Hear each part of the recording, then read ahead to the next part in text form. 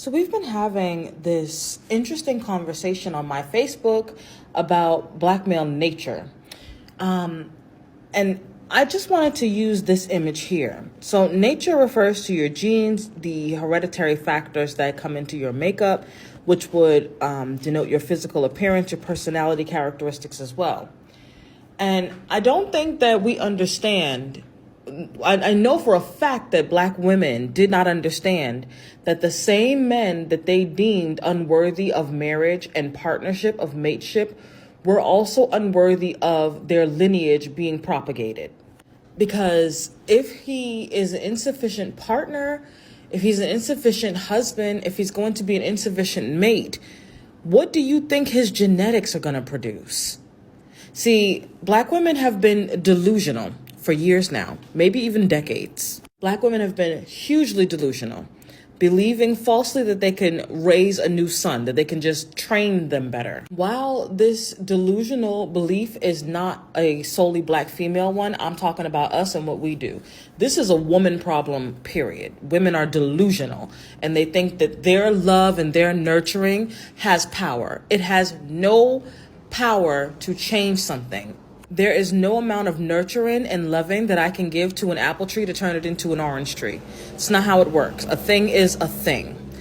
So let's talk about nurture. Nurture deals with environmental variables. So childhood experiences, how we're raised, social relationships, and the surrounding culture in particular. Where black women have continuously failed is recreating the gene pool of these toxic, disgusting beasts of burden and thinking that they can use nurturing to change it, while also not understanding that their singular influence as a nurturer is not a greater influence than black male culture's nurturing and environmental influence. You see, how we are raised is an aspect of nurturing.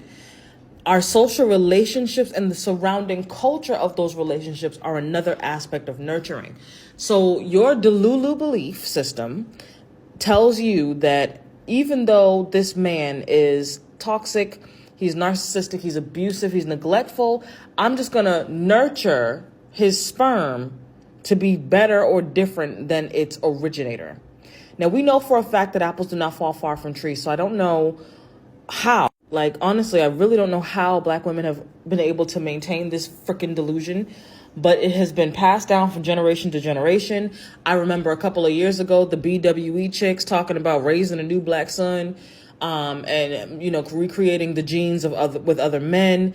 But we don't want to deal with epigenetics, and we don't want to deal with the fact that trauma is generational, that it's multi-generational, that it is passed down through the genes. And so your traumas as a black woman that were passed down from your mother's, and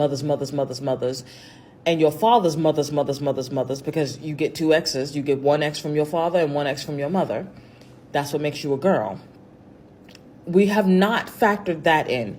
So your traumas and then the traumas of the man, the insufficient piece of crap that you chose to allow to breed you, are bouncing around in there in that child. You've not done any healing work. He's not done any healing work. And now the child is just out there, lost and turned out. You can biologically inherit trauma responses, trauma triggers. This has been proven scientifically. So that brings me to this conversation now. Men do things they know will upset you, and then they get angry with you for not tolerating their immature BS.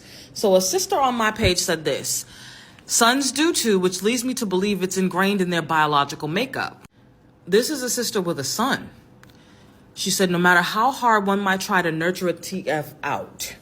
And I said, I've been saying this, and black women mothers of sons got mad at me. I've been saying this for years, and I've been accused of being a black man hater, a black woman hater, a man basher, a black mother basher, all kinds of crap. It's not bashing, it's the truth. And the truth ain't got no friends. And the truth ain't always so pretty either. So we have some black mothers who are very much so aware that it is ingrained in their biological makeup, and no matter how hard she tries to nurture it out, it's there. So for those of us who have opted out and decided not to have children, we are the solution. We are the only solution. And you know what? Kudos to you for exiting the land of delulu and rising above the common black female train of thought that we're just going to nurture it out of them. It is impossible. It's like trying to nurture your child out of having blue eyes or brown eyes or kinky curly hair.